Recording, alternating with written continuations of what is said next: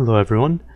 This video series is called Pictures of the Past, and for those of you who haven't seen it yet, I just go and talk about old school RuneScape. I sometimes have pictures, sometimes video, and in this one it's actually just all of these random little pictures. Sometimes I'll do a theme, but just all random stuff today. So first off, we have a picture of me fighting the Calphite Queen. This was quite a while ago. I don't know the exact date on really any of these pictures from this video, but let's see, I've got my full Daharix with a Armadyl Godsword. I was showing the 73 because it was, I don't know if it was my max hit back then, but it was definitely up there. And I found just the gear for this to be pretty amusing. I mean, just sharks. And then I don't understand why I was ranging, because I didn't have any range gear, so I guess I was just ranging while in full melee gear, keeping Mage Protect on, which I suppose that's not bad, but it's less accurate than it could be. Yeah, I've got the lunar staff there because they hadn't come out with the fairy ring, or the third part of the fairy tale quest, which allows you to teleport without it. And yeah, not really a whole lot to say there, just yeah, Calphite Queen. So next, this is me buying my first Armadyl Godsword, and this was somewhere around January 2008. I know it was before the Grand Exchange and fixed trade was introduced, because I remember I bought it for 125 mil and kept it for like a month, and then I sold it on the G for 135 mil. When the G came out, there were a lot of issues with it, and one was that a lot of items didn't adjust their prices very often, and one of those was Armadyl Godswords, so they were stuck at somewhere around 135 mil for quite a while, and so I was lucky enough to sell it while it was still stuck at an even higher price than it was really worth. So next we have a bunch of bots. I just found this random picture. Someone had added a bunch of bots to their friends list and then showed their high scores for their friends. Yeah, I mean, you could still probably do that now if you just found a bot and then incremented the numbers at the end of their name. You could probably still do that. I haven't seen anyone do it in a while though. Okay, here this next one, Bounty Hunter. So this guy's name was BH is Awful. Just sort of an amusing name for someone who's actually doing Bounty Hunter. Although, yeah, to be honest, Bounty Hunter was, well, I'm a bit biased. I'm not much of a PKer, I guess. But just the whole system in Bounty Hunter seemed odd. How some areas were multi-combat, some were single. And then the whole point of it was to avoid people real-world trading.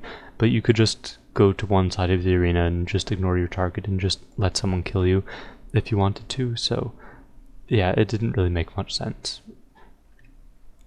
This next picture is from when While Gothic Sleeps came out. I'm not exactly sure of the date, but if someone wanted to, I'm sure they could find it. So this was when Dragon Plate bodies pretty much had just come out. And yeah, I was there. I'm not sure that I smithed them for people or if people were just smithing them in general. I feel like I charged people a little bit of money to smith them, so that's sort of cool. Like, they gave me the 3 parts and then I smithed them there. So yeah, I mean, it's a pretty cool looking area. Even back then it looks quite nice, to be honest. And yeah, I'm in my Castle Wars gear, of course. This next picture, I believe, I didn't have it labeled or anything, but I'm pretty sure this is the first dragon drop that I ever had, a dragon spear from Bloodvelds, and I'm not quite sure how much it was worth back then, but it was a decent amount. I mean, now they're all at ALC price, of course, but I think it was actually worth something back then. I mean, not a ton. I mean, dragon medium helms back then were like 2.5 mil or something, which was quite a lot of money. But I'd say dragon spears were at least a couple 100k, which isn't too bad at all. And then here, another dragon spear, this one from Netrail. So this one was from May 2007, so that was still pretty early on. Yeah, not much to say though. Okay, this picture has to do with the random, sort of, not really random event I suppose, but a random thing that happened when you were woodcutting. It also actually happened when you were mining, I believe, and it would be that you were just going there woodcutting and your hatchet, the head would fly off of it and appear on the ground, so you had to pick up the hatchet, then unequip the axe handle, put them together, re-equip it. Well, I guess you didn't have to equip it to be woodcutting, but anyway. Now this picture, this was after there was some JMod event in-game where a few JMods were there, and it was Mod Hulme, I think you say it, Hulme, and he said some really like weird things, so someone made a picture of it. So slow down, you spamming sausages, and I'm not having anyone's babies. So it's, yeah, it says RuneScape clan support, so I guess that's what he did. I remember that it was in Port Sarim, because I remember seeing a picture of him and another JMod standing outside of the boat, just standing on the water, and they caused like tons of randoms to be spammed and spawned on one of the boats. So everyone was in one of these boats, and there were tons of randoms, and then the JMods were outside. So I don't know, maybe some other people remember that, and maybe they have pictures or something. So if they do that, if you could comment about that, that would be interesting. This next picture, I actually do remember this guy. He would just bother me constantly, and I think I told him that I added him to ignore. So he PM'd me randomly and said he's doing the Druidic Ritual quest. Even though he's ignored, he likes to think that I'm there.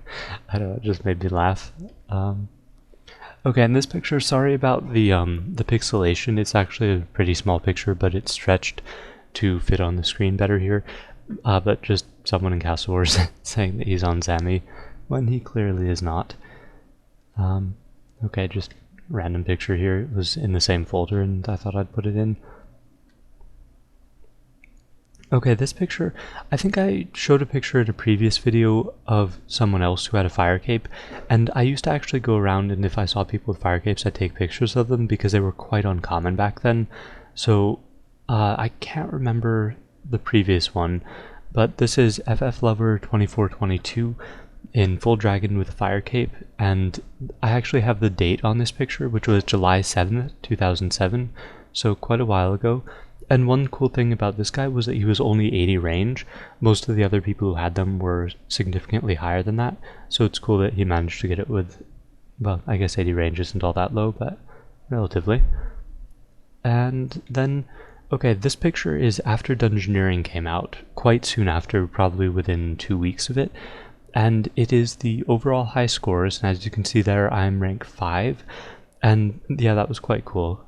That's the highest rank I've ever been on the high scores, I believe. So, yeah, cool stuff. And actually, if you look at the high scores there, a lot of the other people were in the same clan as me. Shallow, Emperor 1, King Kyle, Hot Dog 18, Shy Steph, I believe all of them were in the same clan as me, which was Supreme Skillers. So yeah, shout out to them, definitely. Good stuff. Next picture here is, well, this doesn't really make so much sense anymore, but way back when people used to try to scam people using arena books, and arena books are just a book that you can get from the mage training arena. It just tells a little bit about what to do in there, but people would pretend that they were the mage's books, those ones that you wield and give the magic offense and defense. So this guy named Pure Scam is trying to sell an arena book. I'm not sure if he was just joking around or what. I don't really remember the exact situation, but sort of amusing if you know what it means. Okay, this one you just have to read out, I guess. So I don't know what the thread was called or anything, but here it goes. Yay, a wilderness ditch. How useless. Who cares if noobs go into the wild and die? That's a good thing. Plus, the ditch doesn't even stop luring. Oh, and thanks for making level 1 wilderness smaller than Andrew Gower's balls.